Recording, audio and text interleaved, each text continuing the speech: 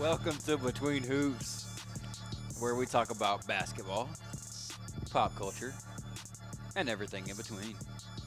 I'm your host, Colby Wood, joined with you by the farmer, Ryan McGoy. What's up? What's up, man? Okay, well, first off, let's just Let's just hop right into it. let's just say it how it is. It is 11:30 p.m. on a Wednesday night. Yes. This is going to be uploaded on a Thursday. So a little different. Normally we upload on Tuesdays. This one, obviously, this week has gotten postponed a little bit because the equipment room on campus was closed on Monday, so it set us back a little bit. But anyway, I think that has actually benefited us this week because I just came back from the Grizzlies game 2 versus the Lakers. So that is primarily going to be what we talk about. And because it's so late, this is probably going to be on the shorter side of episodes. Ryan's got to get up in a couple hours and go farm. So probably going to get up about 5. yeah. So he's got to get up early. So this is going to be on the shorter side of things. Actually, meantime, we are watching the Minnesota and Denver series. We got about 4 minutes left in the fourth. Minnesota's only down 6. Whereas earlier I checked on the way home and it looked like they were getting beat. Yeah, they were getting blown out pretty bad. So I have no idea how they came back or what happened, but it looks like they're back in this game. I don't know. And if you're watching this on YouTube, this is Tucker. In case you didn't know already, he made an appearance in one of the earlier episodes. Cameo. He smells something on my jaw jersey. I don't know what it is. He's quite infatuated with it. But so you watched the bits and pieces of the game tonight.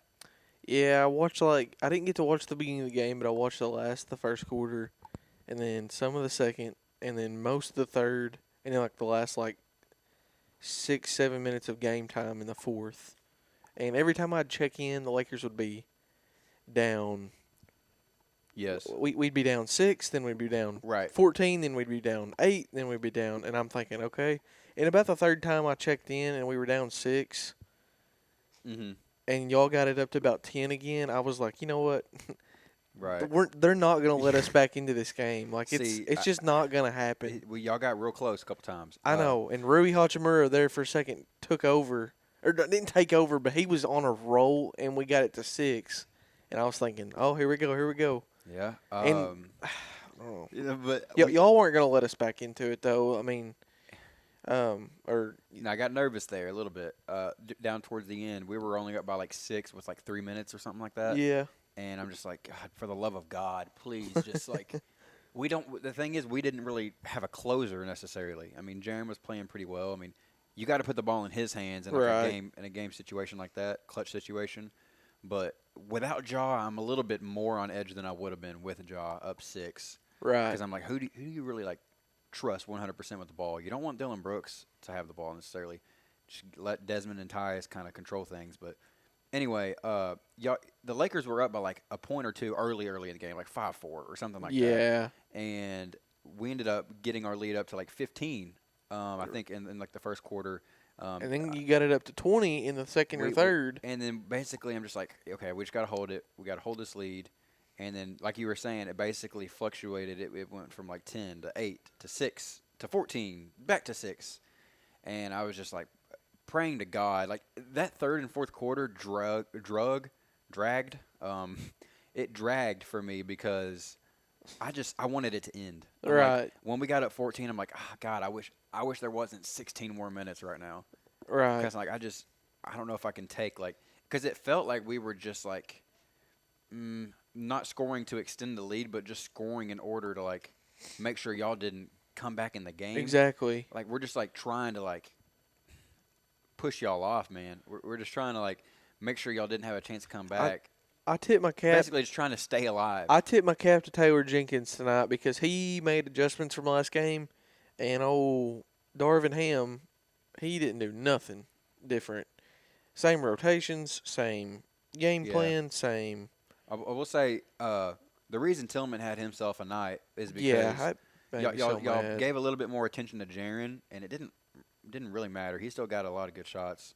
But Tillman was basically wide open a lot of the time, and he's not going to shoot threes. Tillman won y'all that game. He's really not even going to shoot jumpers. He's really just he hit a 3 and I turned it off. I got mad and He did hit a three. Dude, that made me so mad. I was like, of course he hits a 3. Yeah. He was 1 for 2 from 3, and I was like, And one of them was a shot he had to take at the end of the I buzzer. was like, you've got to be kidding me. Yeah. But they basically were like saying, okay, well, Tillman's going to have to score on us. But you're giving him open layups, so he's going to.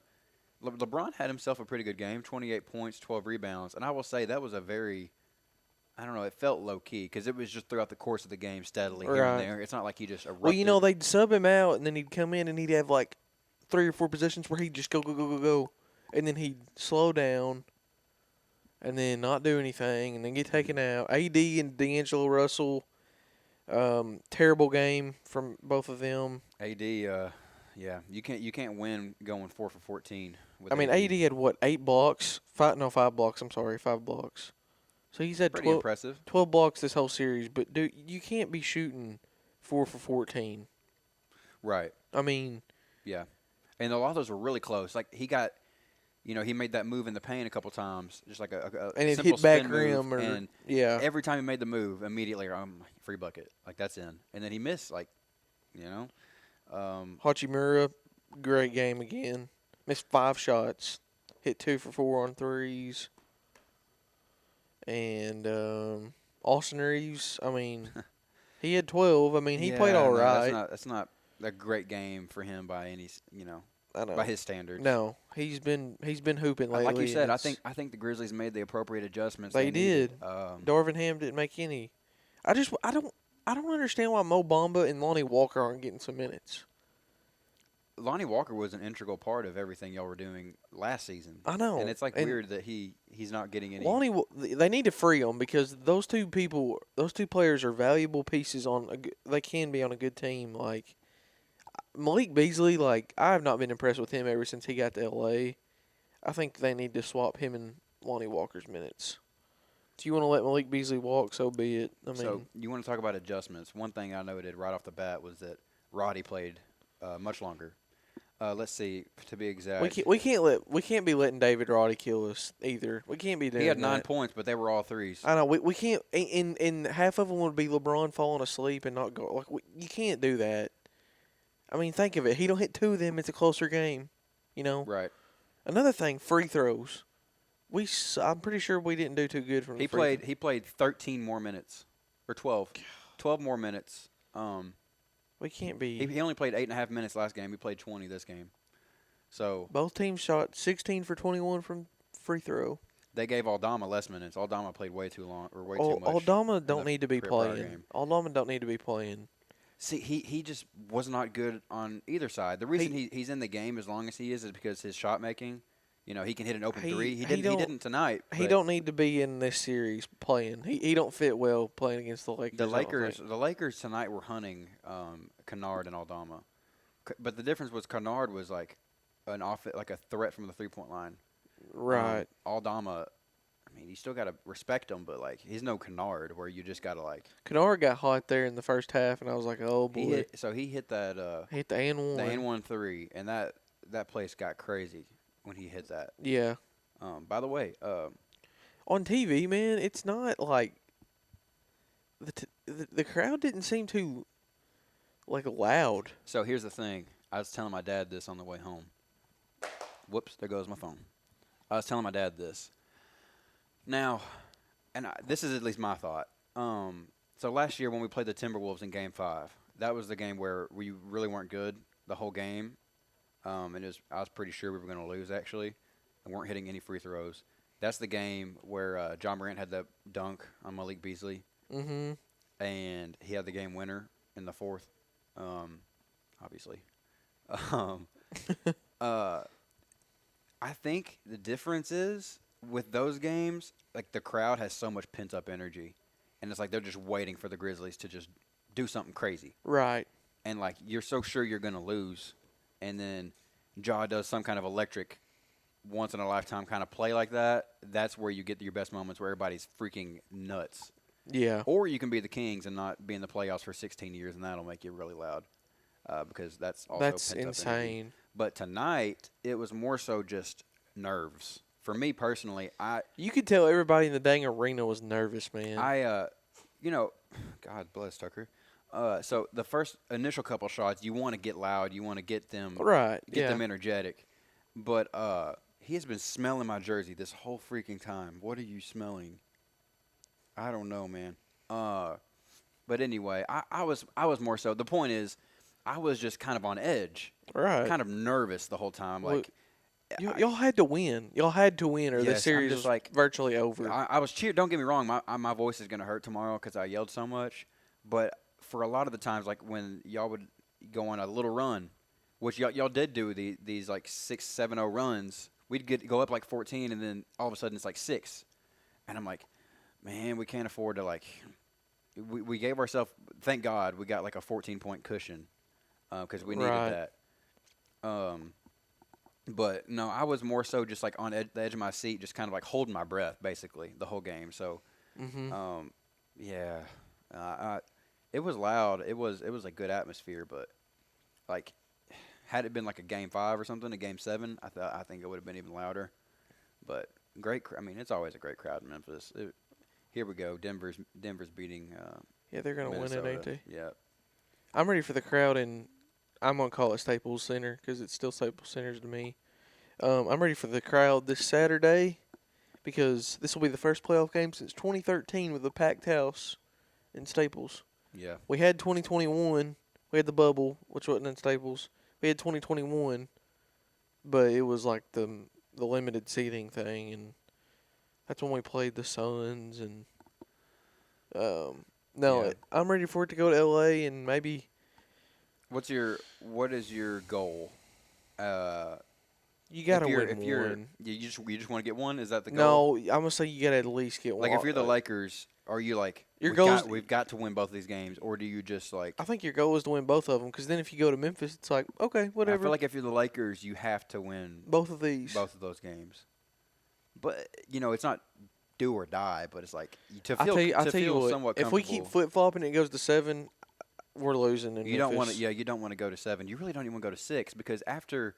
I would rather go to 6 than. After this game, after game 3, there's a day in between all these. There's no more 2 days of rest. It's one game. And like everybody's been saying, all these sports analysts, they're not wrong.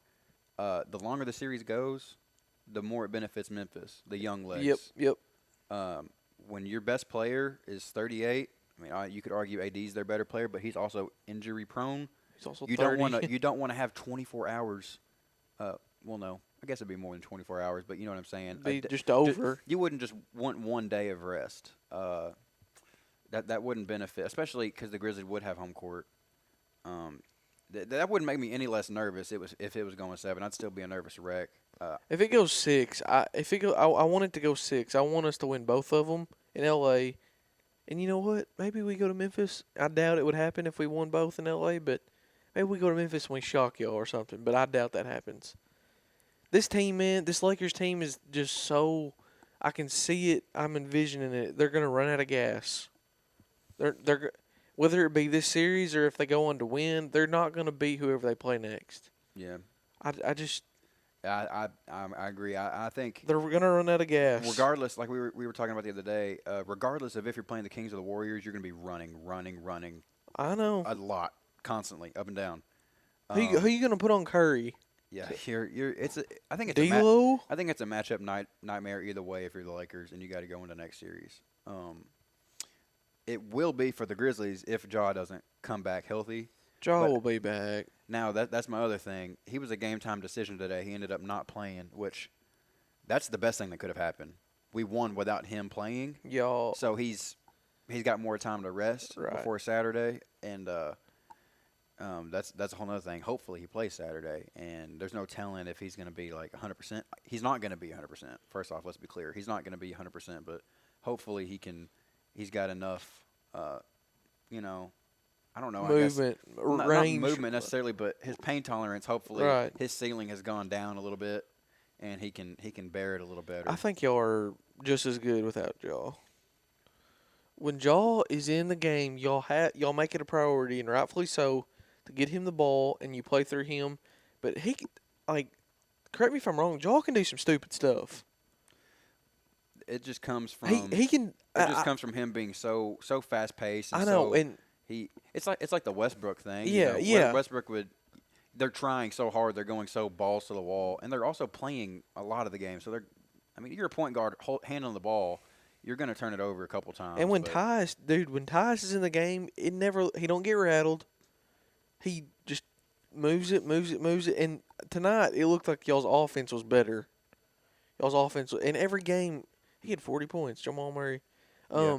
Every game that I've watched y'all play without y'all in the past year, or whatever, y'all just look more together. I mean, it's.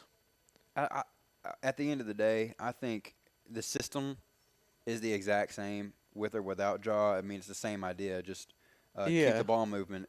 Ja, he's an underrated playmaker. Let's be clear. He's a very great playmaker. His ability to, like I was saying earlier, you're driving in and you're forcing the defense to come onto you. All of a sudden, boom, you got Aldama in the corner. You got Roddy open for three. Right. He's constantly kicking it out, but like I was telling you, he's like a pass first because he doesn't have to do all the extra movement because he makes one motion and then someone's open. Whether it's Jaren in a pick and roll or Clark whenever he was healthy, you do that one motion and it's a lob, it's a kick out for three, someone's hitting it, but with Tyus, like he doesn't have that athletic ability where he's forcing bigs onto him when he's driving in the paint. Right. So like they got to move it around more. He's got to do way more, a couple pick and rolls in the possession, feed it down low, and then let Jaren work. Basically, what I'm saying is it's way more of a team effort because they can't just rely on Ja to just rip right past somebody and do a floater. It's far more a team effort, and there's the star factor with Ja where he's going to go for the highlight play every now and then. That's just how it goes. But yeah, I mean, I at the end of the day, I think we benefit. Someone told me today that if the Grizzlies win tonight, they need to think about getting rid of Ja. I'm like, are you okay? That's actually the worst. That's stupid. But here's the thing: as much as you love Ja, as much as everybody loves Ja, he's a good player. Whatever. I don't think it matters. They're the same team without him. I realize with him, it's. Okay, here's what I'm thinking. Obviously, Jaw's not going to be 100%. I'm hoping Ja Morant plays the rest of the series. I think we have a better shot to win then, which is crazy. So you think Which is crazy because I not sit here and say after game one, if Ja don't play, we may whoop y'all. I mean, no, like if Jaws playing, I think we have a better chance. Cause I'm going to disagree for a couple reasons. Just because the sample size there is only one game. I don't feel like you can base that. Yeah. You did win one game, so like I give you that. But that was one game with Ja that y'all beat us in. Right. And I don't. It's also a game where he got hurt, and we were down one with 3 minutes left in the game. So it could have gone either way. It could have. If anything, this kind of backs my point. Whenever he goes down, and it's also you're gonna have to make quick adjustments in that kind of situation. Right. He goes down, and then we lose by what? 12? 16. 16. So, I mean, you would have loved to have had him, there to close out the game. But anyway, Ja for me, when he's not there, you're forcing more minutes first off upon Tyus and Bane. Bane is also going to have to run point, and so he's got way more on his shoulders that he's got to do, and you only have one true point guard when he's out, and that's my only thing. And I think that the Grizzlies got away with one tonight. They might have without Ja, but I think when you go to LA and it's like, dude, that's the first playoff game since Kobe Bryant, Steve Nash, and Dwight Howard played together. All I'm saying is like in that building, games like that, you gotta have balls going to LA on a Saturday night, and like we said, it's going to be hostile for sure. And Ja Morant has proven to us he's not just going to back down from those kind of situations. No, I don't. As solid as Tyus is, and as much as I do want him in the second group, I don't know if I want him to just lead the group into Staples Center and go to war in like I'm those glad. kind of I'm glad situations. we're in Staples, baby, because it's. I'm excited to see how Saturday goes if Ja plays, and to see how he looks because there's no way he's not going to be 100%. Right. He may not be dunking the ball. He may not be Dude, if you driving with that kind of force, but he's not going to play. He could have played tonight, but his thing is he says he doesn't want to play if he's going to hurt the team in any way. And I think tonight, if he had played, he might have done more harm than good. Yeah, he would have. For sure. I mean, just if he's not healthy. I mean, if you're not 100%, don't go out there and only use one hand. Right. I get it. I don't know. It'll be interesting to see how this all goes. And what do you think now? Grizz or Lakers in 6? Is that your prediction? That's what I would. That's ideal. Let's see how these games in LA go, and if it's a split, I think it'll be great. I think it's going to be split. Let's be clear, the Grizzlies are not good on the road. No. But one thing we've proven. But we struggle to put away people even at home. The Grizzlies and Taylor Jenkins, they make adjustments on the fly. They did between these games. And here's another thing, and Chris Vernon talks about this too. The losing team has an upper hand going into the next game because they know what they have to fix. Exactly. The winning team probably isn't going to fix much, if anything at all, because they won doing what they were doing in the previous game. So the losing team, you learn more from losing, Yeah, I mean, that's why the Grizzlies bounced back in every game too they played. That's true. Or just since last year. I mean, the year prior we got bounced by the Jazz in 5, so we won't talk about that. But no, it's. So if anything, if they split, it's going to be Lakers or Grizzlies in 7. This is going to be an really interesting game 3 because. So you said after Saturday, when's the next game? Monday. Right. Okay. Now, this is going to be interesting game 3 because the Lakers are going to know they're going to come in with some different things. They are. They're going to try to adjust. But the Grizzlies, on the other hand, have the momentum because they just won. And they're feeling good because they won without Ja. And today, Jaren got his Defensive Player of the Year award. Right. And I just noticed after the game the vibes are good. I mean, they're good. Yeah, they're good. Other than trash can Dylan Brooks. Yeah. He hit a big 3 at the end though. Yeah. Basically put y'all out of the game. That was like his signature bucket. 12 points, 14 shots. Yeah. No, it wasn't pretty. 5 shots made. It wasn't pretty. I was upset. I was upset having to watch. It's the same thing. It's the same thing every time. Nobody's trashing his defense. He can play defense. He can play defense. But it's his offense. And you know what? He thinks that whenever he gets a stop on defense, he's like entitled to go and just do like some kind of He's not that good, dude. And offensively. You got to. He is a good player. Defensively, yes. Offensively, I think Dylan Brooks as a whole is a good player. I think if you're talking about his offense, probably not.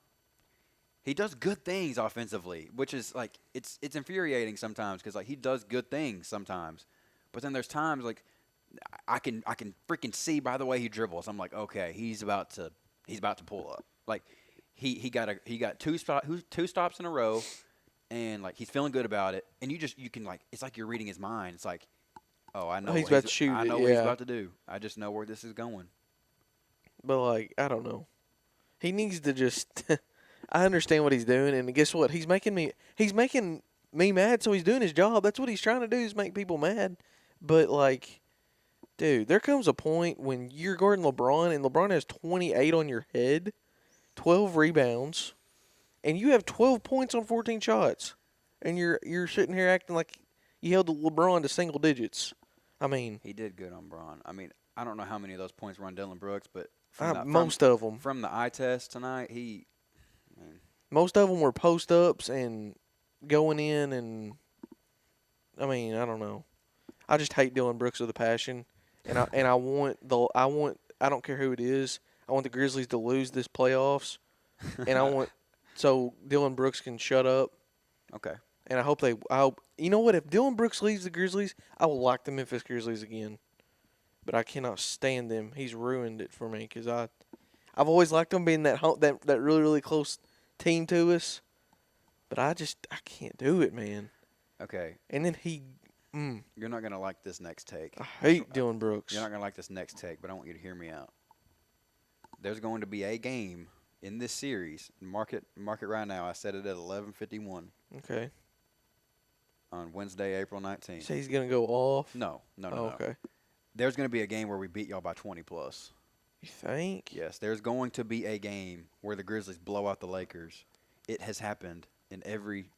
It's happened every series, and it's just like we were saying earlier. It's the adjustments. Yeah, it's just adjustments. We're gonna figure out something that puts us on top, and I don't know. It may be because Anthony Davis goes down with an ankle. I don't know, but there's gonna be a game, and it's probably not gonna be in LA. By the way, I don't think it'll be in LA. But y'all may beat us in LA, but y'all won't blow us out. I don't think. The most likely scenario is if we win game one. Or the first game in LA, and then y'all win the next game, and then y'all go back to we Memphis. go back with our adjustments, and then we just because that's what happened. So last year, for example, Game 5 against the Warriors, we were down 3-1. Right. It's not looking very good. Jaw's hurt; he's done pretty much. I go to that Game 5 against Golden State, knowing I'm like, this is the last home game of the season. Like, and y'all beat the crap out of them, didn't you? That was the game without Jaw, backs against the wall. We blew the hell out of them. Yeah. And then in the Minnesota series prior, it was game 2 where we beat the hell out of them because we had lost in game 1. But if we blow y'all out like that, it's going to be probably after a loss. Yeah. There's just something about like that. I just don't know if y'all will blow us out. I think tonight was y'all's moment to blow us out. Y'all beat us. I mean, y'all beat us. There's no excuse you can make. The Lakers had opportunities to come back. They did, and they did not. The Grizzlies held us off, and I'm standing by it. I mean, I don't know. But on the flip side, here's the thing. On the flip side, the Lakers could blow us out too. I don't think we'll blow y'all out. You don't think? If we're up 20, y'all going to come back and force overtime, and I've watched it 10 times this year. I guarantee you. They can't put away teams. Maybe not. You saw the Minnesota, the freaking play-in. I just want to reserve my expectations. If Jaw is not 100%, like I can't say for sure. If Jaw is not 100%, yeah, okay. It's kind of like game 1. Like you can't be like, oh, we're gonna win. Like you can't base it off just tonight. I was basing the rest of the series. Yeah, so I entered tonight's game just like stressed because like game 1 did a number on me. But like I do got to realize it is a series. It's a series, but at the same time, if we had lost tonight. Like it's weird. It's weird that it takes 4 games to win a series. Yeah, it is. Yet one game can change so much, good, positively or negatively. Yes. We're about to wrap up here in a sec, but real quick, Kings Warriors. They play. So it'll be today if you're listening to this on Thursday. They're playing tonight. Draymond Green's out because he's suspended for stomping on Sabonis, which, man, that's a whole nother conversation, but. Did you agree with the suspension, first off? I don't agree with the suspension. I hate being that guy agreeing with Draymond Green, but, dude, Sabonis had him in a freaking ankle lock. I mean, in the way Draymond – now, okay, here's the thing. Draymond is the only one that knows what was running through Draymond's mind. But when he came down, it looked like he was trying to get free, and his foot would have landed on him, but I think he did stomp a little – he stomped harder than he probably I think in reality, the eye test tells me he 100% purposefully stomped his heart out. He meant to do that with malice. But you have to I also agree with you, by the way. I don't think he should have been suspended. I don't. But my point is that you don't know that for sure, just because the ankle grab makes that more complicated than it would have been. Right. Because there's doubt. And he's got a history and kicking LeBron between the legs in the finals. I'm actually really surprised he got suspended because normally those suspensions would only follow after Sabonis has a cracked rib or something like that. Right. So, yeah. They both got X-rays. Did you see that? Yes. Why did Draymond get an X-ray? Because they're being extra. They're They're trying to say, oh, well, he did this to me, and. I mean, it's just, I don't know, man. So they're showing the replay right here of Dylan Brooks smack talking LeBron. LeBron ain't even fazed by it. I loved it. He was fazed by it because did you see LeBron talking smack to him too? LeBron hit that jump shot. I'm talking about right there though. That was later in the game. He was letting them. He got under his skin. Let's be honest. I mean, the man had 28. I mean, we're in LeBron's head, bro. We're in his head. No, we are not. For better or for worse, it could be a good thing for y'all. It could be a bad thing for us. But regardless, I'm just telling you right now. If Dylan Brooks pisses LeBron off, I don't care if LeBron's 76 years old. He's in his head though. Like, dude. Do you have any final thoughts? Is anything else popping out at you so far in the playoffs? Anything shocking? Tell you what's not shocking. The 76ers beating the shit out of the Nets. That series, the Hawks series, this series we're watching right now, the Timberwolves and Nuggets. Timberwolves, Nuggets, you can wrap that up. I'm done. I would think. I mean, Nuggets could theoretically get one, maybe two at home. Yeah, I don't know. Or did I say Nuggets? Yeah. I think Timberwolves will win one game at home, then it'll be in 5. Yeah, and then sweeps in the East, and then we could be looking back on this because we've done this where we're so sure about things here on this podcast. And then we turn back and it just I don't know. Some things flip, man. This is sports. Anything can happen. It's true. That's true. It's looking real bad for the Warriors right now, but you know how good they are at home. I'm rooting for the Kings. Screw the Warriors. It's not crazy to say the Warriors can win both of these games at home. Like they could definitely win both of these games, go back to Sacramento, and probably lose. But in case you're wondering, in case you don't know. The Heat and Bucks are tied 1-1 now. Yep. Cavs Knicks 1-1. 76ers Nets 2-0. Sweep. 2-0 76ers. 2-0 Celtics Hawks. 2-0 Nuggets Timberwolves. 1-1 Suns Clippers. 2-0 Kings Warriors. Which that's crazy. The Kings won both of those. That's gonna man. That's. I wouldn't hit the panic mode as a Warriors fan just because of how good they are. I definitely wouldn't hit it. I would definitely be like a little bit nervous, You got to think. If the Kings are up by like 5 in the third quarter of this next game or 10 in the third quarter, I'm going to be like, you got to think, man. They've been there, done that, and when they go home, like I'm sure they're a little bit worried, but I don't know if they're actually. Here's the thing to look out for. The thing to watch out for is that the Kings, this team minus Harrison Barnes, I mean, like they're relatively new in the playoffs. The team as a whole. It'll be interesting to see how they do on the road.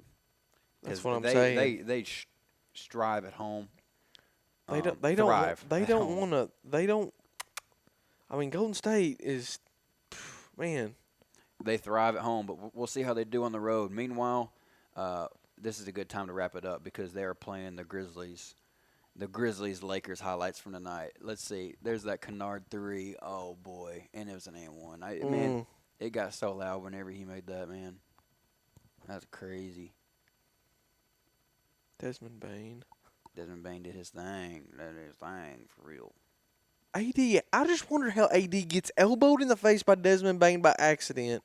And it's just like he has a big bruise on the side of his face. Oh, did the Wi-Fi go out? Must have or something. It's buffering. I don't even know. We saw it. Dang it! We got the still shot of AD holding his head. What's new? What's the over and under on AD injuries in Game 3? 2.5. I feel like that's kind of high. Maybe 1.5. I'd say 3.5. You think he gets 2 injuries? I'd say 3.5. He's gonna hold his hip. He's gonna grab his knee and get up. He's gonna grab his eye and he's gonna grab his face. Oh gosh. Over 3.5. That's my money line. Man, I'm going over. I'm gonna say he gets significantly injured next game. I'm talking like, bro, don't say that. He's gonna be out for the freaking playoffs. He's gonna tear I hope his Jaw ACL. never comes back. I hope he does. I hope he dunks on Anthony Davis. He can't dunk on AD. This is gonna be an interesting podcast next week because we're gonna. Yeah, we may do it too. Well, we'll just see. I may be moving out after this series. Peace out. See ya. Appreciate y'all.